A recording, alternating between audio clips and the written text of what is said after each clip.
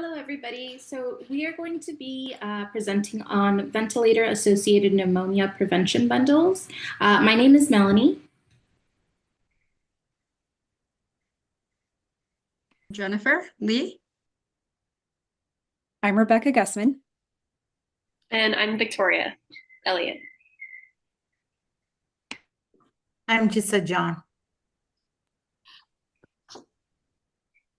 So according to the CDC, in 2025, there's a total of 427 recognized healthcare-associated infections. Pneumonia was listed as the most common infection, with a staggering 32% of all hospital-acquired infections being ventilator-associated pneumonia. In the United States, roughly 800,000 individuals are placed on ventilators every year, and with the use of mechanical ventilation comes the increased risk of VAP. Ventilator-associated pneumonia is a significant health problem associated with intubated patients in the ICU, leading to increased morbidity and mortality rates, hospital stays, and treatment costs. Despite many advancements and different preventative strategies, VAP continues to contribute to deadly complications, especially in our elderly population. This research examines the role of early diagnosis in enhancing the detection of VAP, thereby expediting intervention and reducing both incidence and mortality rates in critically ill patients. Next slide, please. So background and significance. Throughout the examination of multiple studies done to reduce VAP rates, we have gathered a list of literature that helps us further examine the issue that has presented itself. All the literature that has been reviewed examines the implications of creating and administering VAP prevention bundles and measuring the compliance of nurses that are executing these interventions. We reviewed a total of 13 studies that included one descriptive design study, 2 retrospective study designs, 2 cross-sectional studies, 1 double-blind RCT, 3 prospective cohort or observational study designs, 1 quantitative survey, 1 methodological tool development, and 1 quality improvement project.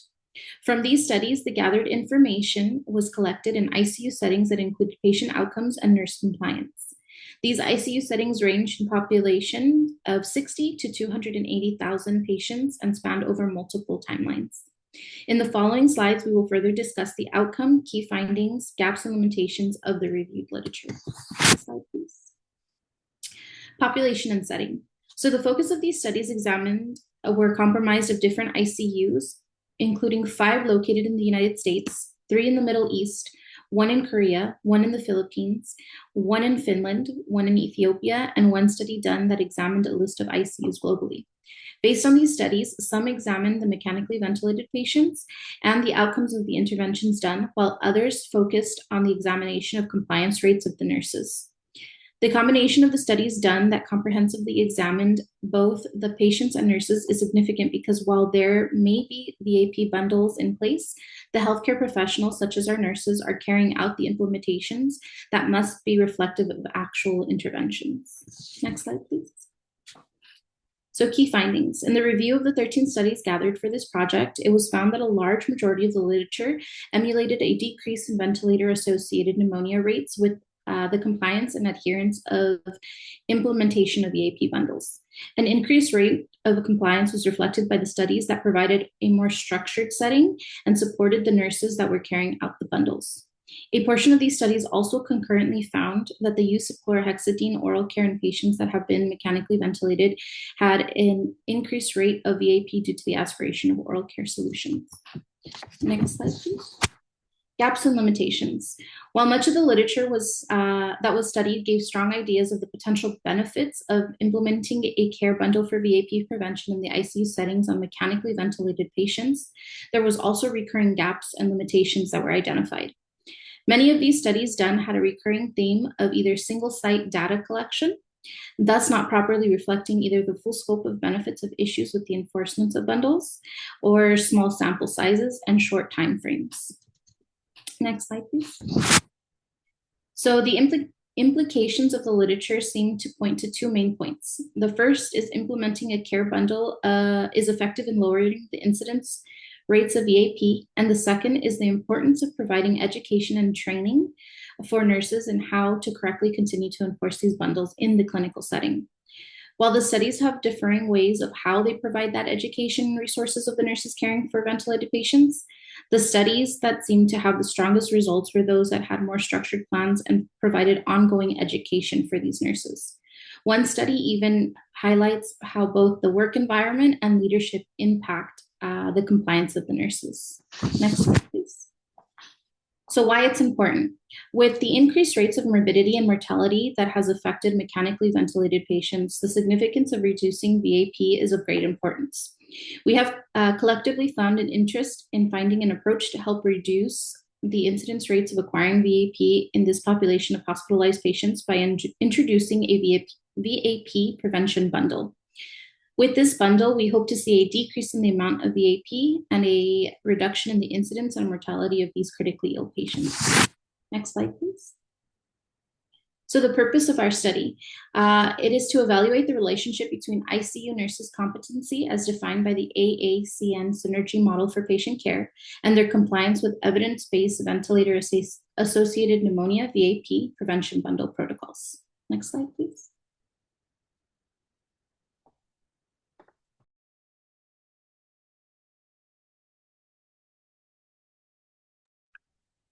The objective of this study is to evaluate the compliance of ICU nurses with evidence-based VAP prevention bundle protocols and to explore the relationship between nurse competencies measured using the synergy model framework and adherence to these bundles.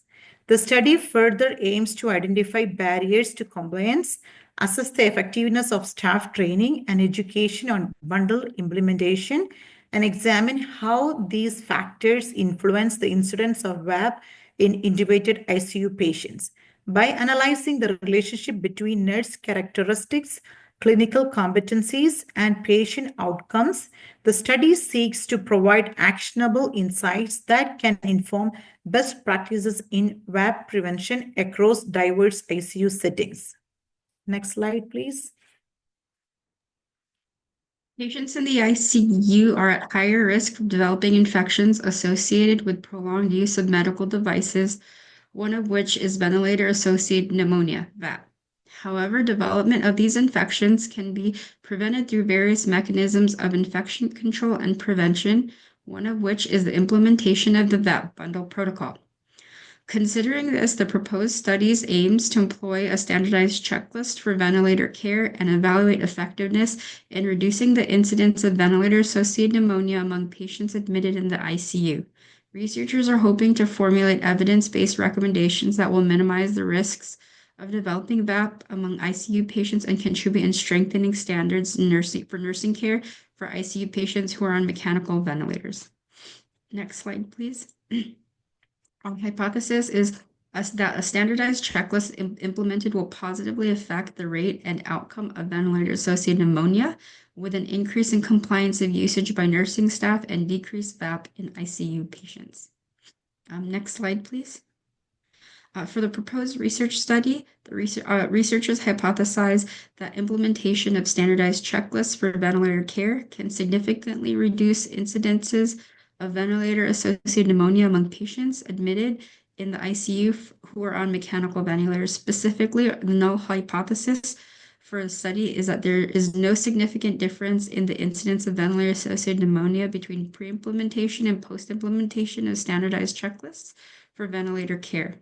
The alternate hypothesis, on the other hand, is that the significant decrease in the incidence of ventilator-associated pneumonia between pre-implementation and post-implementation of standardized checklists for ventilator care.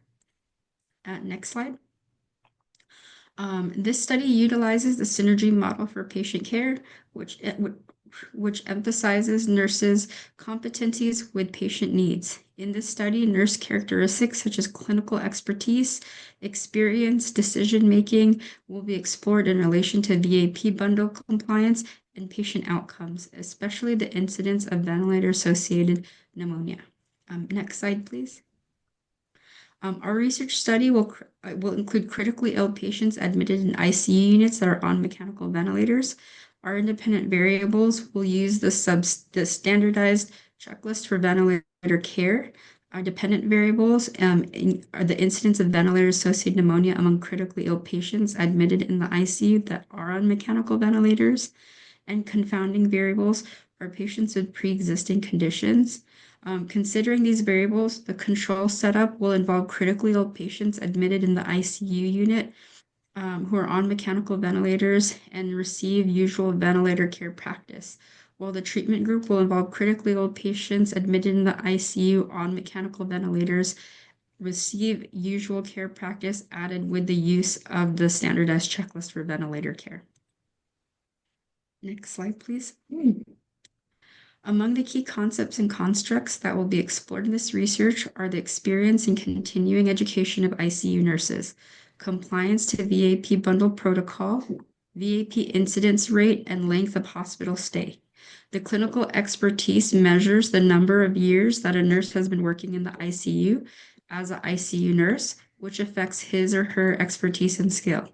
Another concept that affects nursing skills and expertise is a continuing professional education, which ensures that knowledge and skills regarding patient care and management are based on the most recent evidences, protocols, and guidelines.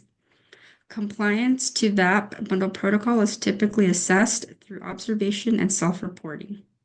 Incidence rate and length of stay indicators of patient outcomes, wherein longer hospital stays indicate severity of a disease condition, while higher incident rates pertain to occurrence of new cases of VAP despite implementation of an ongoing protocol.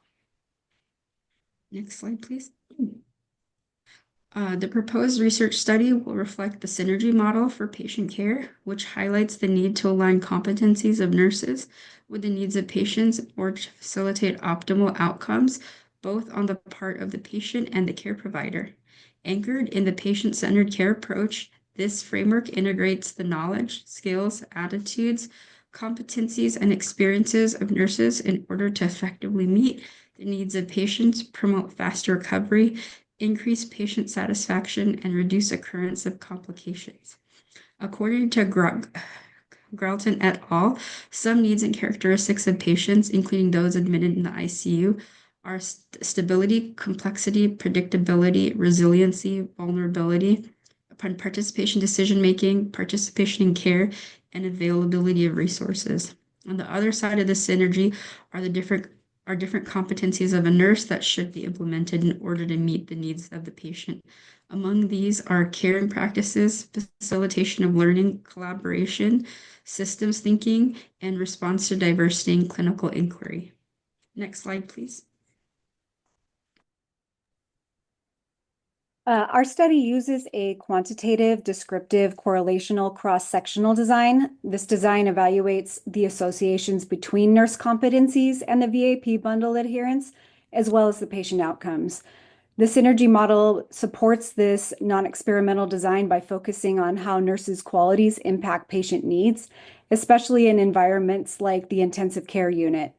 So quantitative methods measure the nurse competencies, bundle compliance, and VAP incidence to find the statistical significance of the relationships among the variables. The descriptive correlational component describes the current state of VAP prevention practices and explores whether there's a relationship between nurse competencies and the VAP bundle VAP rates. The cross-sectional component surveys the nurses and audits patients' outcomes, capturing current behaviors and outcomes. Next slide, please. So the variables we're working with are 3 independent variables and 2 dependent variables. With the independent variables, clinical judgment is measured through standardized case scenario assessments to gauge decision-making accuracy. This reflects the nurse's ability to anticipate and respond to changes in the patient's condition. Experience is defined by the total years working in ICU settings and is based on evidence suggesting experience influences bundle adherence and care quality. Continuing education or training reflects participation in recent VAP prevention training sessions and is supported by findings from the studies that we reviewed, linking education to improve VAP bundle adherence. Among the dependent variables, VAP bundle compliance is assessed through a combination of direct observation and self-reported checklists and indicates compliance to evidence-based prevention practices at the bedside. Patient VAP incident is measured through retrospective chart review using CDC-defined criteria. and serves as a patient outcome metric to evaluate intervention effectiveness. Next slide, please. So the study will be conducted in the ICUs of 3 hospitals. The inclusion criteria includes registered nurses with a minimum of 6 months of ICU experience involved in the care of mechanically ventilated patients. The exclusion criteria includes temporary or agency staff or nurses in training. Next slide, please. This study is a purposive sampling approach targeting ICU nurses directly involved with ventilated patients, with recruitment supported by the nurse managers. The method uses convenience techniques to maximize participants across all shifts. A power analysis supports the selection of a sample size of 200 to ensure statistical validity of the study. And the nurses will assist, or nurse managers will assist in identifying eligible nurses who are actively working with mechanically ventilated patients, helping to streamline the participant selection. We'll use several outreach methods, including shift change meetings, bulletin boards, and internal emails to ensure visibility across all the shifts and units. And interested nurses will be given a clear information sheet and informed consent form. Participation is completely voluntary and always confidential. We're aiming to recruit 200 nurses in the ICU, but this number was chosen based on a statistical power analysis to ensure we can detect moderate associations in our data with sufficient power. Next slide, please. I will be discussing an important concept in research design called grouping within the context of a VAP prevention bundle study. Grouping refers to how participants are organized or categorized in a research study in order to compare the effects in VAP prevention bundle. Grouping is important because it allows researchers to compare outcomes between different types of participants. Also, it helps identify whether the VAP prevention bundle is effective across different settings. There are different types of sampling methods, but in this study, we use stratified random sampling method. Stratified random sampling method is a probability sampling method where the population is first divided into subgroups based on shared characteristics, and then a random sample is taken from each group. The methods included coin toss, random number table, and computer-generated randomization. Coin toss means participants were randomly assigned based on the flip of a coin. Whereas random number table, participants are assigned a number and their group assignment is determined by a sequence of randomly generated numbers from a table. And also another method is computer-generated randomization. It's very important research because it minimizes bias and improves validity and reliability of the results, and is also useful when the population is diverse and a comparison is needed. The study targets ICU nurses from multiple hospitals, including teaching hospital, government, and private hospitals. Nurses will range from those who are new to the ICU to highly experienced nurses. In this study, we are including ICU nurses who are directly caring for patients on mechanical ventilation and have received training in VAP prevention. On the other hand, we are excluding the nurses not involved in the direct care of ventilated patients. Next slide, please. The data will be collected by data collection. The data will be collected by trained research staff or nurse researchers from each participating hospital. The data collection follows a structured process. It starts with ethical approval. It will be obtained from the institutional review boards of all participating hospitals before any data collection begins. ICU nurses will be invited to participate through staff meetings and official emails.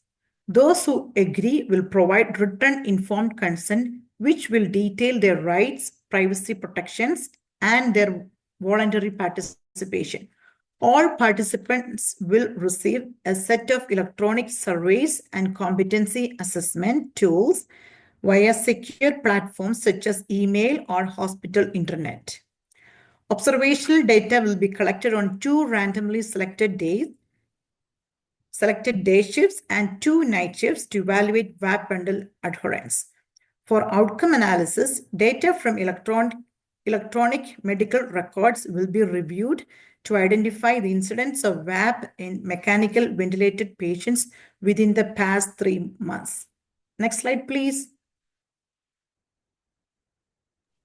Okay, so for study measures and instruments, we have the Synergy Model-Based Nurse Competency Assessment Tool, the VAP Bundle Compliance Checklist, Knowledge and Barriers Survey, and Measurement Scale, which is the use of ratio scale that will be utilized to better understand bundle compliance and the different components of the bundle itself. So for table 1 that we included, it would be a 3-point scale for the scale. And then table 1 includes the guidelines for prevention assessments. There's 1 through 4 that are included in the bundle, including elevation of the head of the bed between 30 and 45 degrees, a daily sedation vacation, and assessment of readiness to extubate the patient. Number 3 is peptic ulcer disease prophylaxis, and number 4 is DVT prophylaxis.